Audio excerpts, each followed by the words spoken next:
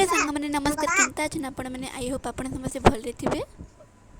तो आमर आज्ञा कहले जिनकी खरा मास आलानो बेसी मसालेदार खाद्य खाइले मजा नहीं आसे तो हल्का फुल्का बनैकिना पठाब।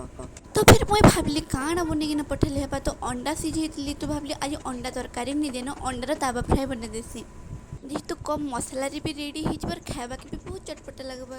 तो सीझा अंडा उपरे नहीं टिके सोरस तेल देकिना हल्दी गुंड मिर्चा गुंड टिके गरम मसला और टिके मैगी मसला पकई देती तार उपरे टिके कस्तूरी मेथी देकिना मिक्स करिकिना नहीं 5-10 मिनट तक रखी देती आके फिर गरम गरम तावारे फ्राए कर देती। देखल केते इजी अच्छे बट खाइबार हेतकी असाधारण है बहुत टेस्ट आसे। तारपर निके मुझे गोटे टमाटर और गोटे प्याज के भी चकी चकी काटी देकिना ताके टिके मसला संगे एखा मिक्स कर देकिना हल्का फ्राए कर देती एंता अंडा फ्राए संगे नहीं कि प्याज और टमाटर फ्राए नहीं बहुत टेस्ट आसी ऊपर टिके लेंबू लुम्बा देकिना खाइले। तो आज मुझे रेसिपीटा नहीं कि बहुत सिंपल है बट आपण मैंने जरूर ट्राए करेंगे आपण मन के बहुत पसंद आसवा।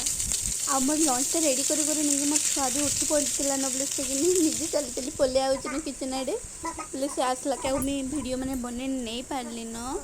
तो सांग मैंने मुझे नेक्स्ट टाइम ट्राए करमी जे पूरा फुल डे रूटीन आपण मान सेयार करमी। तो आपण मान के जब मोर वीडियो मैंने भल लगुच बोले प्लीज मोर चैनल के लाइक सब्सक्राइब करूँ।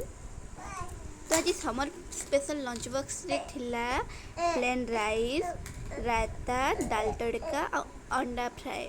तो आपण मैंने भी रेसिपीटा जरूर ट्राए करेंगे आपण मन की जरूर पसंद आसवा। देखुन तो प्रिसा के सफा उपरे चढ़ीकिना नहीं कि से न देखु बाबा केते बेले आसबे बोलिकिना।